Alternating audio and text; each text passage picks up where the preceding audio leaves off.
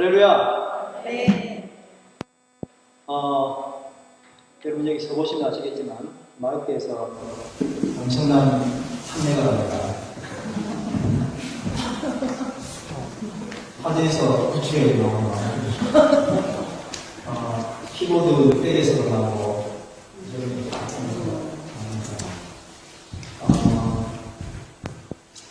그리스도의 향기도 마찬가지인 것 같아요. 우리가 어디 가면 공할 것 같아서 납니다.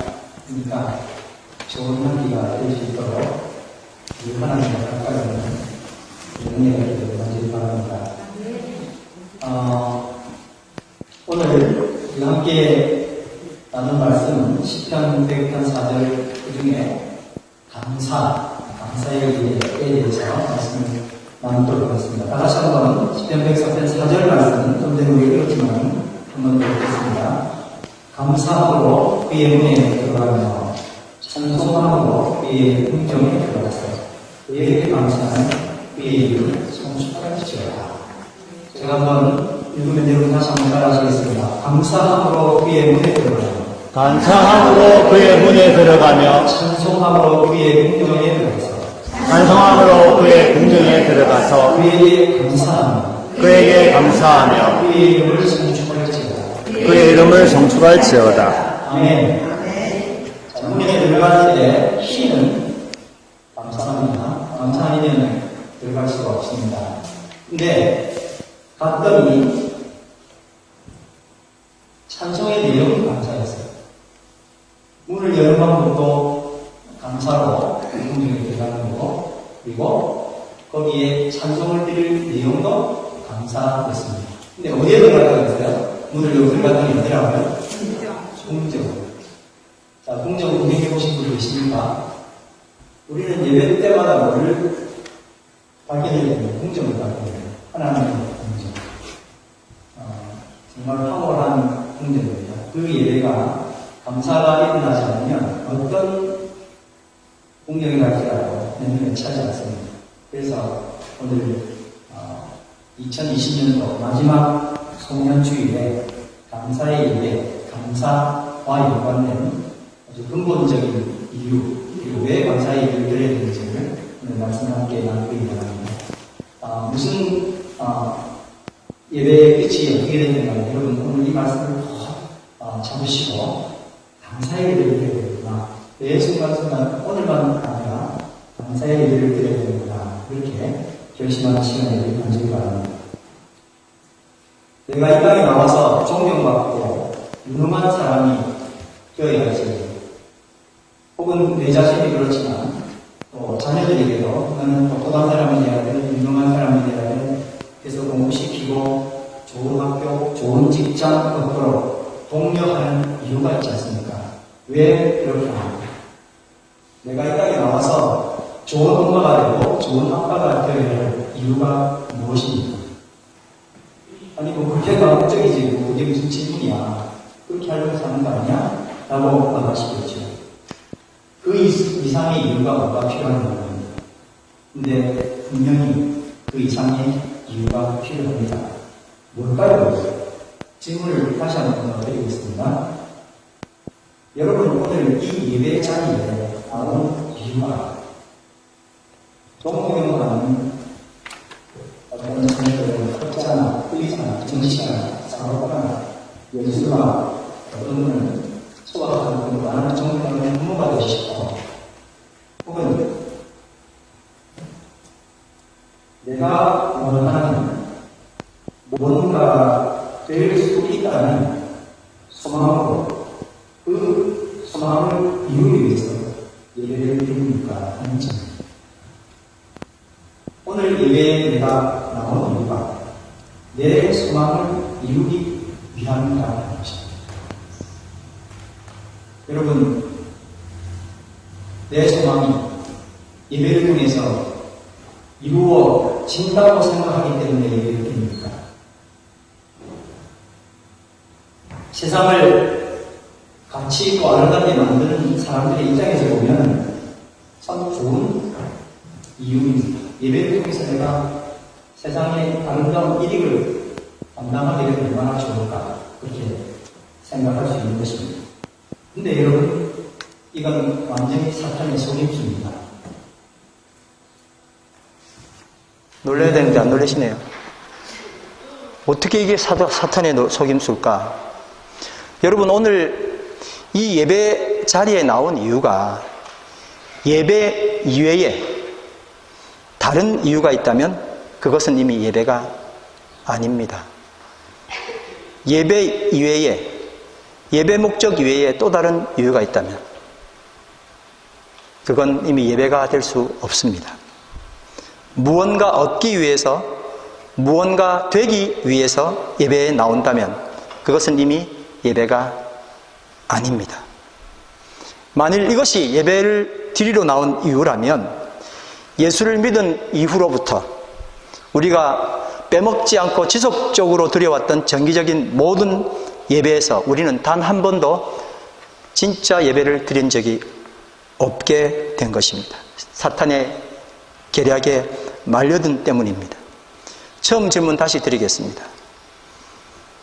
내가 이 땅에 나와서 존경받고 유능한 사람이 되어야 되는 이유는 무엇일까요? 나는 왜 열심히 학교 다녔고 열심히 좋은 직장 다녔고 성실하게 살아왔습니까? 그 이유는 무엇일까요? 그 이유는 바로 바른 예배를 드리기 위해서입니다. 그 이유가 뭐라고요? 예배를 잘 드리기 위해서 유능한 사람이,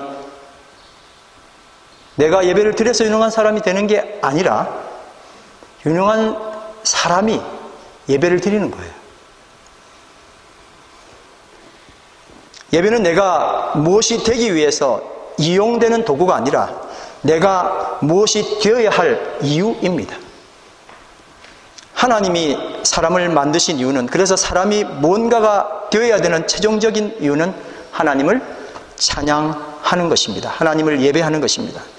그러나 사탄은 하나님을 찬양하면 뭔가가 될 거야, 찬양을 더 잘하면 유능한 사람이 될 거야, 네가 원하는 뭔가를 얻을 수 있을 거야 라고 우리를 속입니다. 만약 우리의 찬양팀이 드리는 찬양이 그런 것이라면, 만약 우리 성도들이 그런 이유로 경배와 찬양을 한 것이라면 사탄의 계략에 속은 것입니다. 사탄은 믿지 않는 사람들에게 찬양이 아닌 저속하고 세속적이고 흥분하게 만드는 음악을 하라고 말하겠지만, 예수를 잘 믿는 사람에게는 사탄은 찬양하라고 부추깁니다. 그것이 바로 그동안 우리를 속여왔던 사탄의 실세입니다. 오늘도 세상 곳곳에서 일어나는 경배와 찬양이 사탄의 계략을 실현하는 장이 되고 있습니다. 참 무서운 사실입니다. 어떤 사람들은 1시간 먼저 와서 마음을 다해서 찬양의 준비를 합니다. 미안하지만 사탄이 기쁘게 한 것일 수도 있습니다. 어떤 사람은 정시에 나와서 하나님 앞에 예배드리려고 자리에 앉아 있습니다. 그러나 이것이 사탄의 속임수가 될 수 있습니다. 우리는 우리 입술로 사탄에게 단 한 번도 사탄을 찬양하는 노래를 부른 적이 없지만, 사실상 사탄은 우리가 하나님께 드리는 찬양으로도 얼마든지 기쁠 수 있었던 겁니다. 만약 내가 원하는 무언가를 얻기 위해서 찬양을 드렸다면 그렇습니다. 예배는 우리가 무언가가 되어야 할 마지막 이유입니다. 한번 따라하겠습니다. 예배는 우리가 무언가가 되어야 할 마지막 이유다. 아멘. 하나님 안에서 뭔가가 되기 위해서 기도하고 그래서 예배 드린다면 기독교는 잘못 이해된 것입니다. 기독교는 되려고 하는 종교가 아니라 됐으니 하는 종교입니다. 한번 따라 하시겠습니까? 기독교는 되려고 하는 종교가 아니라 되었으니 하는 종교다. 하나님의 아들이 되려고 예배 드리는 것이 아니라 아들이기 때문에 예배 드리는 것입니다. 하나님의 자녀이기 때문에 예배 드리는 것입니다. 되기 위해서 드리는 예배는 예배 자체가 성립이 되지 않습니다. 위대한 사람이 되려고 하는 게 아니라 위대한 사람이기에 예배 드리는 것입니다. 왕이 되려고 하는 것이 아니라 왕이기에 예배 드리는 것입니다. 결코 그렇게 될 수 있는 사람이 아니고, 내 자신을 돌아봐도 어제도 아침 했던 열심히 저녁 때는 되지도 않고, 그렇게 한심하다 할지라도 나는 하나님의 자녀입니다. 되게 창피하죠. 근데 하나님 나를 뭐로 보신다고요? 자녀다, 이렇게 말씀하셨어요. 오늘 이 말씀을 지속적으로 좀 드리도록 하겠습니다. 나는 결코 그런 사람이 아니지만 그 자격을 부여하기 위해서 하나님의 아들 예수께서 이 땅에 오시고 피를 흘리시고 죽으심으로 그 대가를 지불하셨기 때문에 그렇습니다. 한번 따르면, 하나님께서 그 대가를 지불하셨다.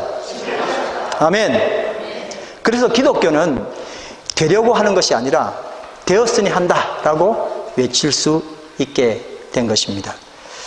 지난번에 우리 가톡 모임에서 마지막 시간에 제가 이 말씀을 드렸는데 오늘 여러분과 같이 좀 나누기를 원합니다. 생각이 혹시 나시는지 모르겠지만 우리 교회에 몇 년 전에 한 자매가 북한에서 온 자매가 있었습니다. 자매가 와서 이제 그 둘이 하나라는 단체를 통해서 이제 잠깐 왔는데, 자매하고 어떤 또 청년들이 이 자매를 이제 도와주는 그런 일을 한 거예요. 근데 조금 시간이 지나다 보니까 그렇게 잘 지내던 자매에게서 뭔가 특징적인 것이 드러났습니다. 우선 그 자매가 얼굴을 볼 때는 다 똑같이 한국 얼굴인데 두 가지 특징이 있었어요. 하나가 북한말을 하는 거예요. 아닌 거를 해도 우리가 경상도 사람이 서울말 할 때 딱 들어보면 알잖아요. 저 사람 서울말을 하려고 노력하는 경상도 사람이구나 아는 것처럼 이 사람이 무슨 말을 해도 북한 말투가 이렇게 튀어나와요. 두 번째는 뭐냐면은 뭔가를 이야기할 때 그 이야기를 굉장히 빠르게 수용을 해요. 왜 그랬어요? 이러면 아유 죄송해요. 저 할게요. 이렇게 말하는데 참 좋아 보이는데 나중에 보면은 진짜 하는 게 아니고 상황을 모면하는 이야기를 하는 거예요. 아, 이거 지금 아닌 것 같아. 뭐 삶이 그렇잖아요. 그러니까 아니라는 이야기를 뉴질랜드의 삶도 있으니까 이야기를 할 거 아니에요. 그러면 네, 이렇게 얼른 대답을 해요. 근데 그게 이어지지가 않아. 그래서 왜 그럴까 하고 이제 생각을 해보니까 북한식 사고방식인 거예요. 누가 너 왜 그랬어? 이러면 잘못했습니다 하면 그 사람이 잘못된 거예요. 그러니까 얼른 피해야 되니까 그건 아니고 하면서 일단 자리를 피하고 누가 야단치면 네 알겠습니다 하고 얼른 대답을 하고는 자리를 피해버려야 되는 거예요. 그러다 보니까 이 자매와 같이 살았던 다른 그 자매를 돌봐줬던 가족들이 힘들어진 거예요. 결국은 이사를 했습니다. 그 자매가 네 알겠어요 이렇게 해놓고는 자기 혼자 집을 빠져나온 거예요. 도와주겠다고 했던 사람들은 이제 뻥치게 된 거죠. 이게 왜 이러지? 근데 그 자매는 분명하게 한국 사람이었어요. 남한 사람. 주민등록증을 받은 한국 사람이었어요. 자, 그러면 우리는 그 사람에게 뭐라고 이야기할 수 있죠? 너 당장 어디로 가? 북한으로 돌아가? 그렇게 할 수 있어요. 그렇죠? 그렇지만 그 사람은 어느 나라 사람이에요? 남한 사람이에요. 말투가 북한인데 북한으로 가야 됩니까? 습관이 남아있어요. 그 사람의 삶의 습관은 상황을, 북한에서 살아왔던 그 긴 세월 때문에 상황은 뭐예요? 그냥 임기응변이 굉장히 강하고 당장 도망가야 되고 하는 그것 때문에 늘 습관이 그렇게 나오지만 또 어떻게 해야 돼요? 그 사람은 그러니까 북한으로 돌아가야 돼요? 아니에요. 어떻게 해야 돼요? 남한에서 살 수 있도록 여러 사람을 도와줘야 돼요. 그래서 한 1년 정도 있다가 이제 가서 지난번에 한국 갔는데 좀 만나려고 했더니 전화 통화만 했었습니다만 되게 반갑게 전화를 받더라고요. 아무튼 우리는 우리 자신의 모습을 보면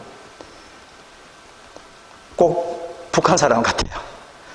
남한으로 넘어왔는데도 불구하고 말투와 삶의 습관이 여전히 있습니다. 그러나 우리는 이 자매처럼 이미 남한의 영주권, 뉴질랜드의 영주권을 받은 사람이에요. 그래서 그쪽으로 돌릴 필요가 없는 거예요. 근데 우리 모습을 바라보면 난 오늘도 내 자신을 모면하기 위해서 또 내가 예, 할게요 하고는 돌아서고 앉아있으면 그걸 하지 못하는 답답한 사람인 거예요. 그러나 나는 하나님의 자녀인 것이 분명한 것입니다. 내 모습을 바라보는 게 아니라 누구를 바라봐야 돼? 그래서 하나님을 보는 거예요. 나를 보고 나를 판단하는 게 아니라 하나님의 피 묻은 손길을 보고 거기에 발려진 내가 있기 때문에 나는 예배드릴 자격이 없음에도 불구하고 하나님 뭐로 보신 거예요? 너는 예배드릴 수 있는 하나의 자녀야 라고 말씀해 주시는 겁니다. 아멘.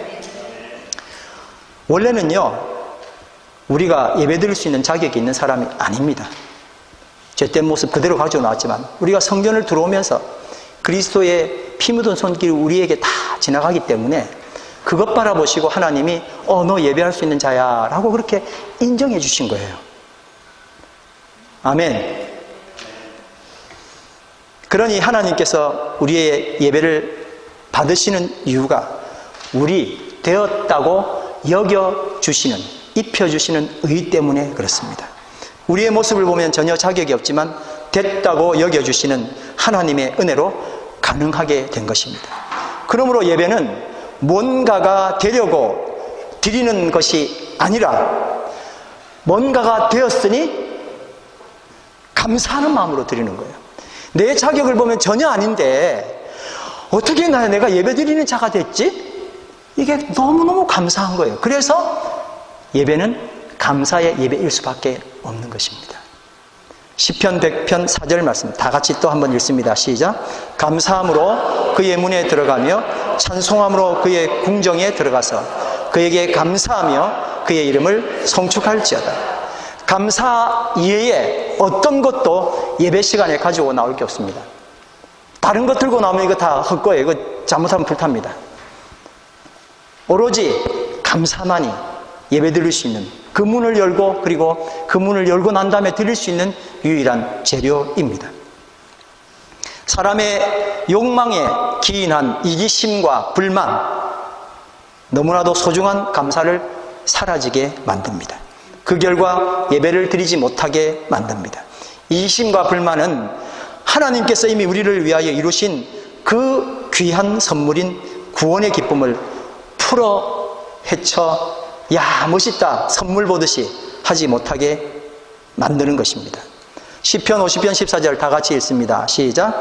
감사로 하나님께 제사를 드리며 지존하신 이에게 내 소원을 갚으며 아멘. 시편 107편 22절 시작. 감사제를 드리며 노래하여 그가 행하신 일을 선포할지어다 아멘. 골로새서 4장 2절 말씀 시작.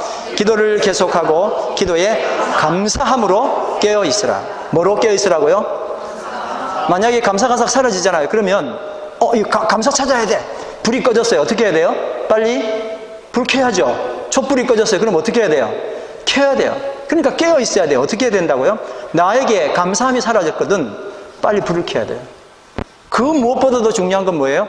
감사함이 사라졌을 때 이건 큰일 났구나.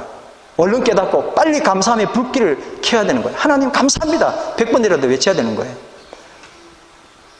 범사에 시작. 범사에 우리 주 예수 그리스도의 이름으로 항상 아버지 하나님께 감사하며 아멘. 우리는 예배에서 감사와 함께 이미 그 존재 자체로 찬양과 존귀와 영광을 받으시기에 합당하신 하나님을 경배합니다. 앞서 말씀드린 것처럼 우리 크리스찬이 끝까지 추구해야 할 가치와 비전은 결국 예배입니다. 크리스찬들이 끝까지 추구해야 될 비전, 가치, 그 마지막은 뭐라고요? 예배예요. 예배 이외에는 없어요. 이게 아주 맨 마지막 가치, 최고의 가치인 겁니다. 단 한 번이라도 진정한 예배를 드리게 되었다면 여러분은 그 궁정에, 그 화려한 하나님의 궁정에 들어간 기쁨을 맛볼 것입니다. 아무리 좋은 프로그램도 결코 이 궁정을 능가하지 못합니다. 반드시 그 궁정에 들어가야 돼요. 뭐로 할 수 있다고요? 감사한 마음으로. 감사가 없으면 여긴 절대 들어가지 못합니다. 교회 와서 이거 보고 저거 보고 다 따지고 앉아 가셨으면 감사가 사라집니다. 하나님 외에, 하나님이 나를 구원하시고 역사하셨다는 것 외에 다른 것이 생각나거든. 그리고 그것이 내 이기심과 결부하여 뭔가 만들어내거든. 이거 빨리 지워내셔야 됩니다. 감사 위에 무언가가 나타나면 이건 하나님 주신 마음이 아닙니다.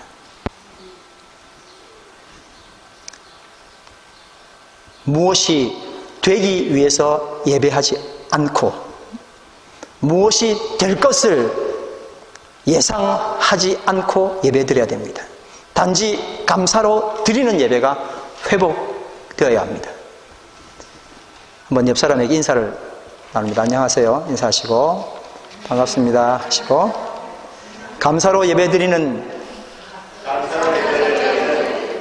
회복이 있길 바랍니다.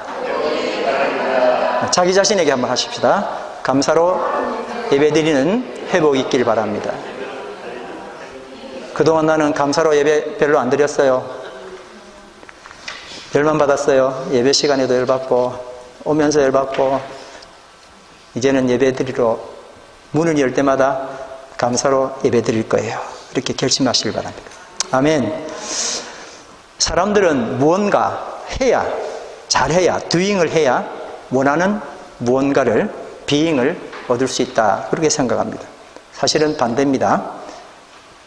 먼저 그 사람, 그 인물이 되어야 뭔가를 잘 할 수 있습니다. being이 명확해야 doing을 잘 할 수 있습니다. 하면 되는 것이 아니라 돼야 하는 것입니다.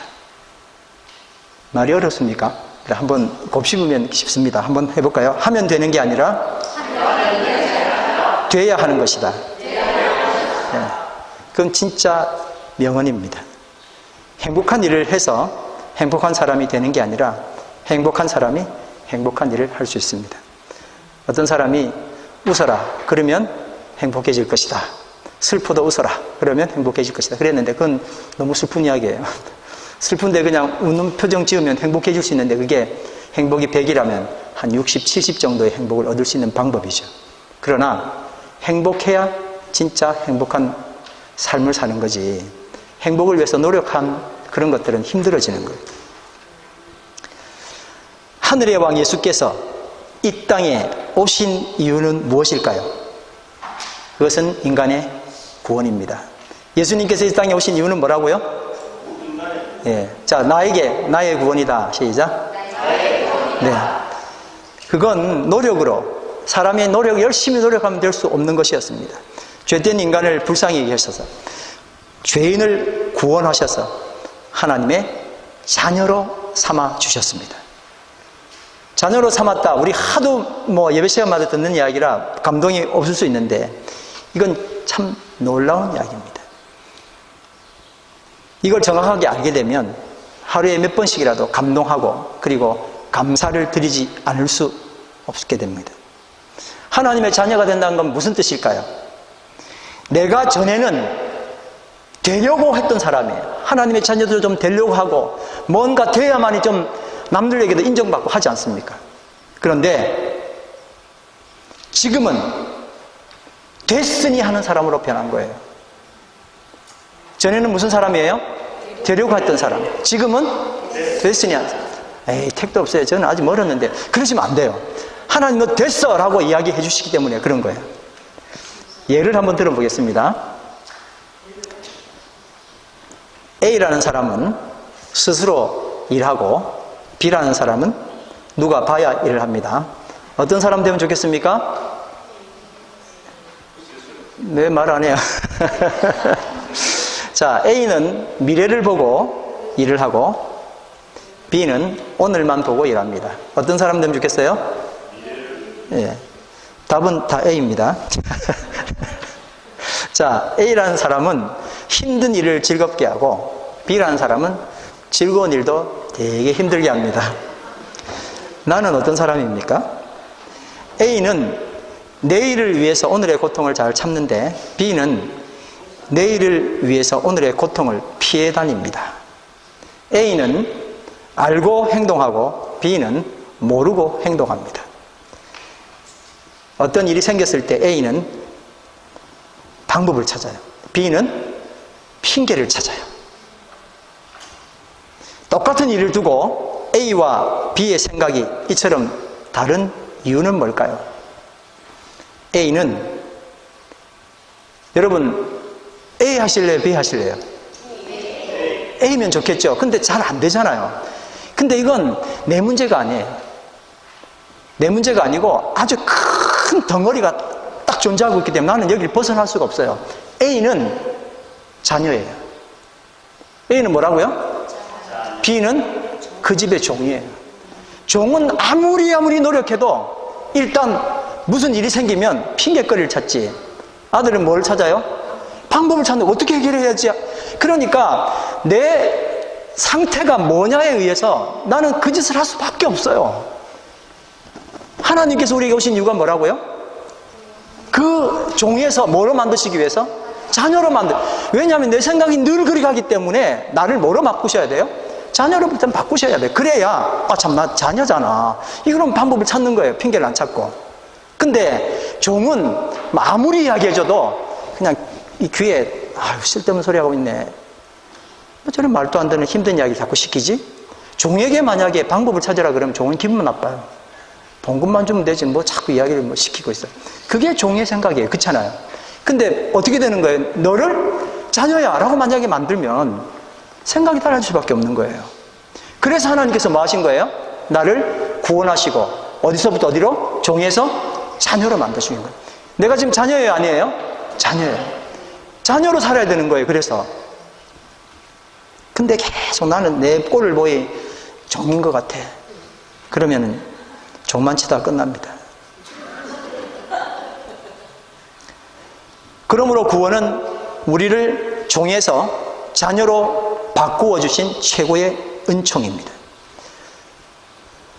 한 예를 들면 대한민국에서 가장 대표할 문화유산을 하나 들으라 그랬더니 뭐 남대문 탔다가 뭐 불나기도 하고 그랬는데 진짜 좋은 것 하나, 그리고 어디 내놔도 정말 대단한 것을 사람들이 이야기했는데 그게 바로 한글이었습니다.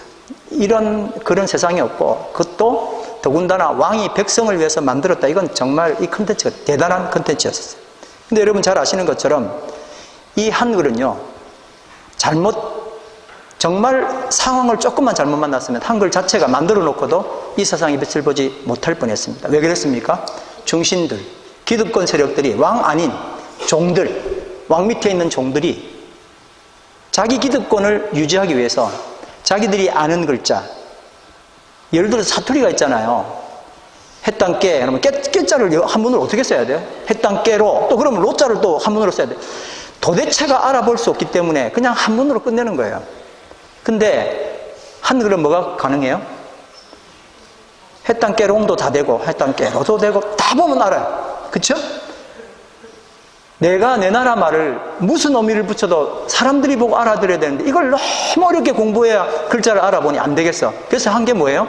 세종대왕이 정말 글자는, 말은 이렇게 한국말로 하는데 글자는 한문으로 가는 거 말고 말과 글이 똑같이 가는 걸 만들어 보자 하고 세종대왕이 만든 거예요.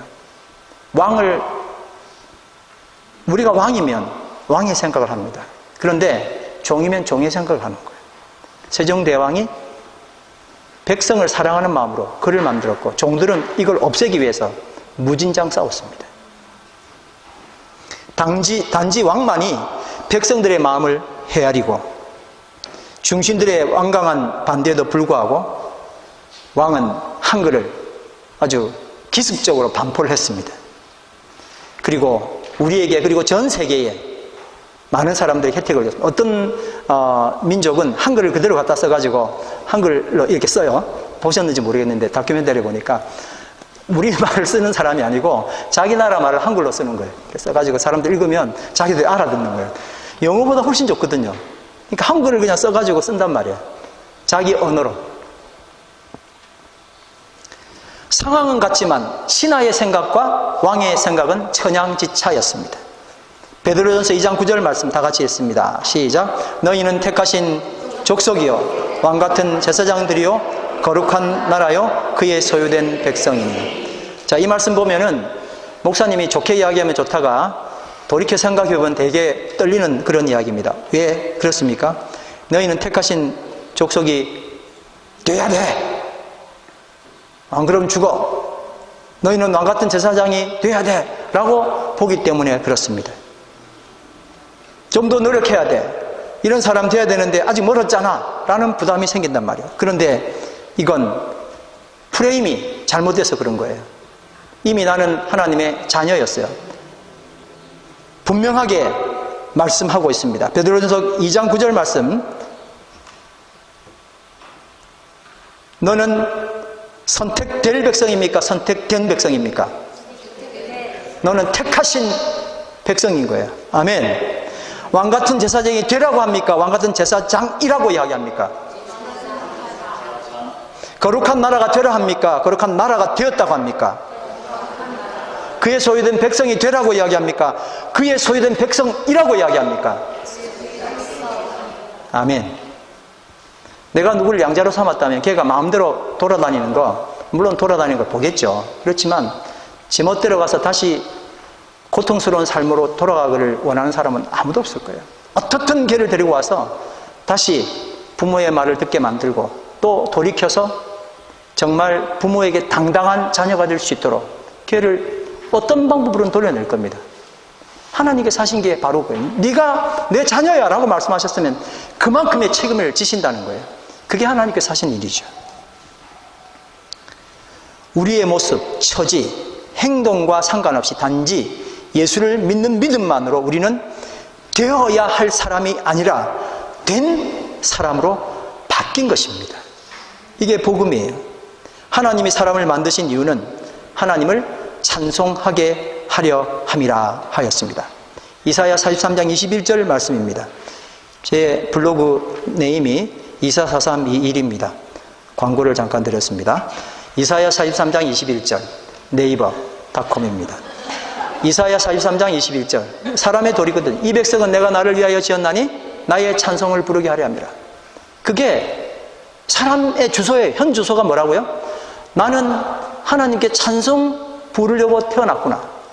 근데 사탄의 작용에서 내가 이렇게 너무 별로 그렇게 예쁜 모습이 안 됐지만 그러나 궁극적으로 나의 목표는 뭐라고요? 하나님을 찬송하는 거구나. 그게 저 주소기 때문에 이사야 43장 20, 244321 이렇게 제 블로그를 그렇게 한 겁니다. 그런데 찬양은 감사가 그 재료입니다. 하나님이 사람을 구원하신 이유도 그와 같습니다. 구원받은 사람들이 그들의 삶을 통해서 하나님께 감사의 찬양과 예배를 드리게 하기 위해서입니다. 이 사실을 알지 못하면 우리는 진정한 예배를 드릴 수가 없습니다. 뭔가가 되려고 하는 사람에게는 진정한 감사를 찾을 수 없습니다. 죄송하지만 제가 그런 교회에 한 30년을 다녔었거든요. 부단히 노력 경험이 있다는 이야기입니다. 30년 그런 경험을 통해 가지고 아무리 노력해도 저기 도달을 못하니 주님은 오신다고 하는데 준비는 아직 안 된 것 같은데 늘 불안한 마음이었었어요. 제가 이 복음을 깨닫고 이제 돌이키면서 그래도 되나? 또 한 10년 헤맸죠. 말씀은 고마운데 아직 멀은 것 같아. 그러면서 또 주저앉는 거예요. 근데 지금은 확신이 섰죠. 내 모습이 비록 이래도 하나님은 나를 사랑하시기 때문에 물론 내가 노력을 안 하겠다 소리 아니에요. 이게 우리 가지고 있는 맹점인데 하나님 다 하시니까 나 아무렇게나 할 거야. 그걸 이야기하는 게 아니에요. 하나님 나를 사랑하셨으니까 늘 가능성을 주시는 거예요. 아침마다 일어나면 넌 죄인이야 라고 하지 않으시고 넌 내 자녀라고 쓰다듬어 주시잖아요. 아멘. 이 힘으로 사는 거예요. 돌이켜보면 밤에는 아이고 또 멀었네 나 왜 이러지 하는데 아침에 일어나면 똑같아요. 하나님이 나를 또 사랑하신다는 그 뜨거운 은혜가 넘쳐나기 때문에 아침마다 힘이 나는 겁니다.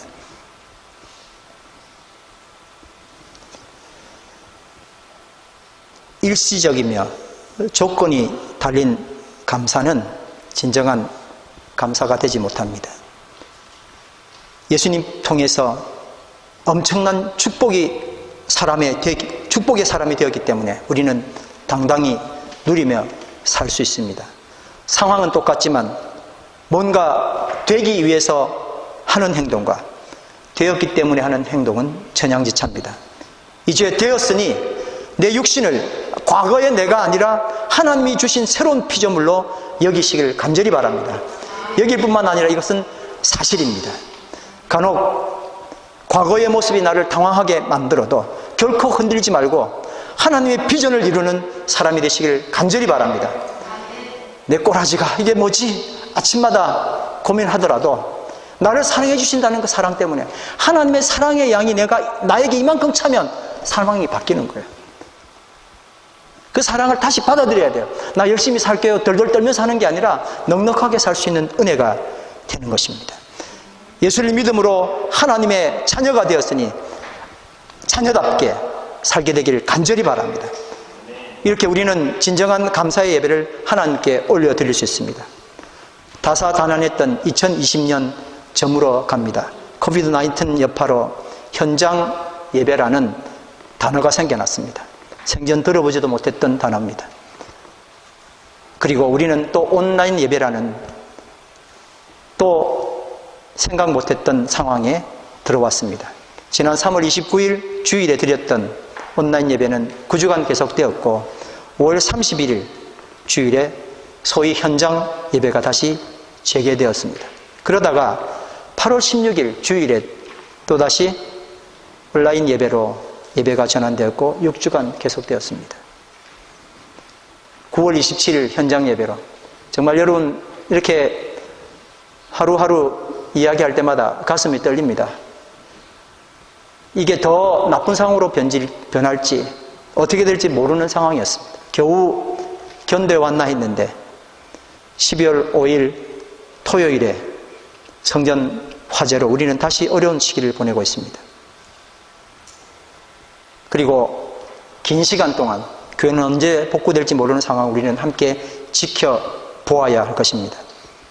오늘 전기가 들어왔고 큰 전기는 들어오지 않은 것 같아요. 큰 전기는 키니까 굉장히 환한 전기인데 들어오지를 않습니다. 하여튼 그러니까 많은 와트수를 사용하는 걸 말하는 거예요. 그 전기는 들어오지 않았고 지금 어렵사리 이런 전기만 들어오고 있습니다. 너무 감사하죠. 지난번에는 전기가 들어오지 않아서 우리가 예배를 또 힘들게 드리지 않았습니까? 그런데 뭐 해야 돼요? 감사해야 되는 거예요. 지난 1년을 이렇게 역사하신 하나님께 감사하시고 그렇게 하지 아니하신다 할지라도 감사해야 되는 겁니다. 한번 크게 소리치겠습니다. 하나님 감사합니다. 요한 웨슬리에 가장 큰 영향력을 끼친 사람이 있는데 윌리엄 로우라는 사람입니다. 그가 엄숙한 부르심이라는 책에서 이렇게 썼습니다. 이 세상에서 가장 큰 성자가 누구인지 알기를 원하는가? 그는 기도를 제일 많이 하고 금식을 제일 많이 하는 사람이 아니다. 자선을 제일 많이 하는 사람이 아니고 절제와 정숙과 공의에 있어서도 가장 탁월한 사람도 아니다. 이 세상에서 가장 위대한 성자는 따라합니다. 모든 일에 하나님께 감사하는 사람이다. 정말 맞는 것 같아요. 구제를 많이 해도 또 다른 면에 비어있는 사람이 있잖아요. 그렇죠? 근데 어떤 상황이 생기든 간에 감사합니다 라고 말할 수 있으면 최고의 성자인 것 같아요. 그런 사람과 옆에 있고 싶지 않습니까, 여러분? 그렇죠? 시편 100편 4절 말씀, 금주의 암송 말씀입니다. 다 같이 읽습니다. 시작. 감사함으로 그의 문에 들어가며 찬송함으로 그의 궁정에 들어가서 그에게 감사하며 그의 이름을 송축할지어다. 아멘. 다 같이 일어나셔서 날 구원하신 주 감사 찬양드립니다.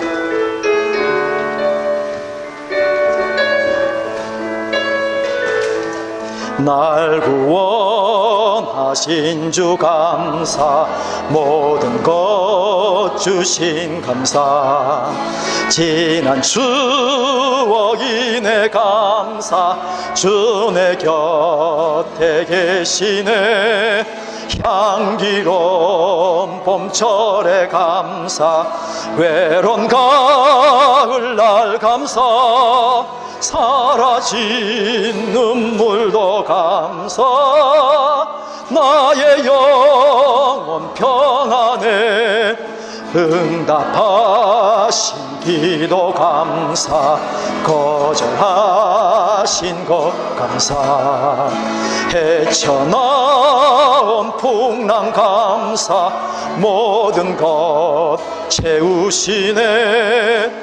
아픔과 기쁨도 감사, 절망 중위로 감사, 증량 못할 은혜 감사, 크신 사랑 감사해, 길가에 장미꽃 감사, 장미가시도